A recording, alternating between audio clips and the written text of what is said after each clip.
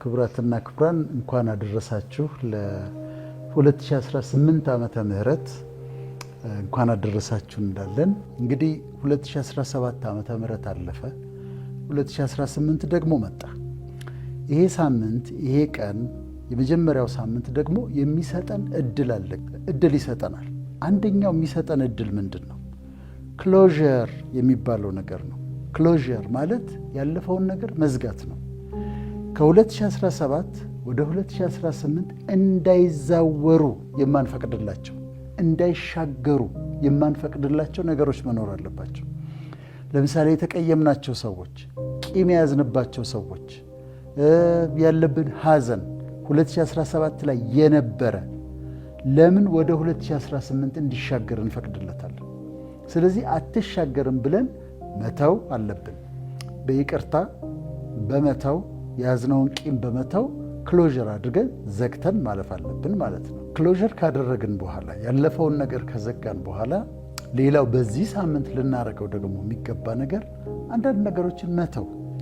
ለምሳሌ ሱሶች ከሆኑ መተው። አሁን ግን እንዲህ አይነት ሱስ የሚያስቸግራቸው ሰዎች አሉ እና ለነሱ እድል መስጠት እንፈልጋለን። ለምን ዛሬ አያቆሙ? ለምን ዛሬ የምታጨሱ ሰዎች ለምን ዛሬ አታቆሙ? ሱሶችን ትተን ለማለፍ ይሄ ሳምንት በጣም ጥሩ አጋጣሚ ይሰጠናል። ከዚህም በተጨማሪ ደግሞ አዳዲስ ነገሮችን ደግሞ ለመወሰን ለማንበብ ከሆነ በዚህ ዓመት እማራለሁ፣ አነባለሁ፣ ይሄንን አደርጋለሁ፣ ራሴን ዲሲፕሊን አደርጋለሁ ብላችሁ ለመወሰን ይሄንን ሳምንት ልትጠቀሙበት ትችላላችሁ። ልክ አዲስ ዓመት ሲመጣ የሚወሰኑ ውሳኔዎች ኒው ይር ሪዞሉሽንስ ይባላሉ። የአዲስ ዓመት ውሳኔዎች ይባላሉ። ውሳኔው አሁን በጥናት ምን መሰለኝ፣ ውሳኔው 10% ነው የሚሳካው። በኒው ይር ሪዞሉሽንስ ነው የሚባሉት እነዚህ። ከዛ እንዲትራክ ስታደርጊያቸው የሚሳካላቸው የወሰኑት የሚሳካላቸው ከመቶ 10 ናቸው።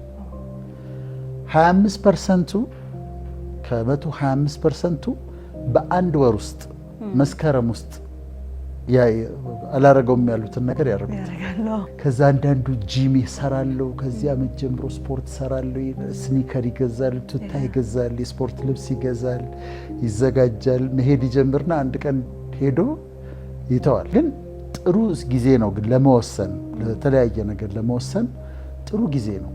በባህሪያችን ላይ ለውጥ ለማድረግ እንናደድ ከሆነ አንዳንድ ቃላቶችን እንጠቀም ከሆነ ከ2018 ጀምሮ እነዚህን ቃላቶች አልጠቀምም፣ እነዚህ ነገሮች አላደርግም ብላችሁ ለመወሰን ትጠቀሙበታላችሁ። ይህን ሳምንት አዳዲስ ነገር ደግሞ ጀምሩበት።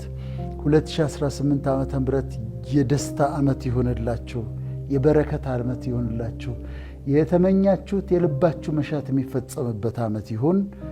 ደስታ ቤታችሁ የሚመጣበት፣ የምስራች ወደ ቤታችሁ የሚገባበት ዓመት እንዲሆን እመኛለሁ። አመሰግናለሁ።